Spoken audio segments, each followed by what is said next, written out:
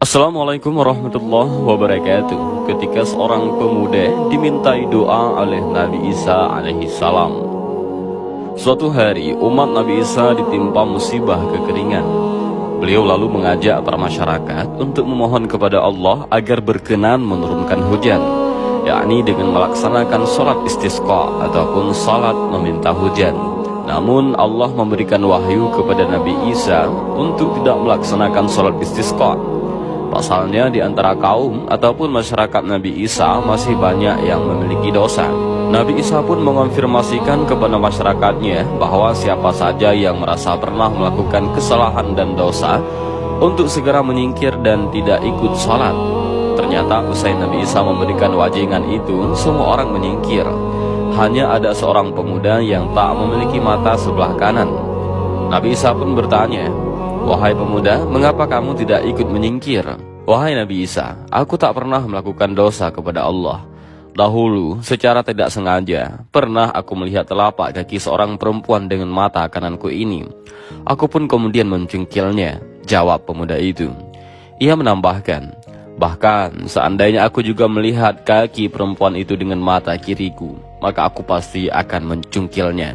Mendengar kisah si pemuda, Nabi Isa menangis sampai jenggotnya terbasahi oleh air mata. Nabi Isa alaihissalam lantas memohon kepada si pemuda itu untuk berdoa kepada Allah agar berkenan menurunkan hujan.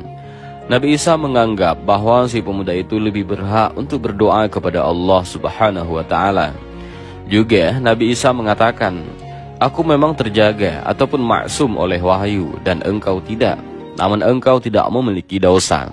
Si pemuda pun mengiyakan permintaan Nabi Isa. Ia berdoa kepada Allah, "Ya Allah, meski engkau telah mengetahui apa yang akan kami lakukan, engkau tetap menciptakan kami, bahkan engkau menanggung rezeki kami.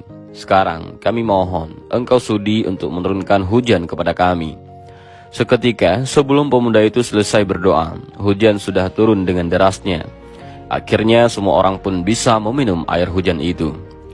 Kisah ini terdapat dalam kitab Uyun al-Hikayat karya Ibnu al-Jauzi. Dari kisah ini kita mengetahui bahwa dosa akan membuat seseorang terhalang doanya. Banyak faktor yang menyebabkan doa yang kita panjatkan tidak terkabul. Salah satunya adalah karena dosa-dosa yang kita lakukan. Allah Subhanahu wa Ta'ala berfirman, "Maka aku katakan kepada mereka, mohonlah ampun kepada Tuhanmu, sesungguhnya Dia adalah Maha Pengampun. Niscaya Dia akan mengirimkan hujan kepadamu dengan lebat dan membanyakkan harta dan anak-anakmu, dan mengadakan untukmu kebun-kebun dan mengadakan pula di dalamnya untukmu sungai-sungai." Al-Quran Surah Nuh. Dalam tafsir Al-Munir karya Profesor Wahbah Al-Zuhaili dijelaskan bahwa ayat ini menunjukkan istighfar akan menyebabkan keberkahan.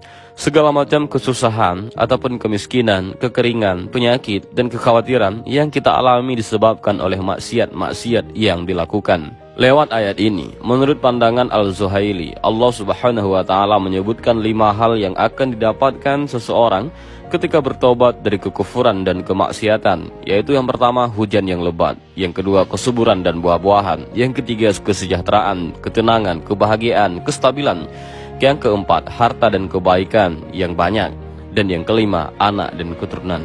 Sehingga dari uraian ini dapat disimpulkan bahwa dosa akan membuat manusia menjadi sengsara, tidak saja di akhirat kelak dengan masuk neraka, namun juga di dunia, yakni dengan banyaknya kesusahan yang kita alami.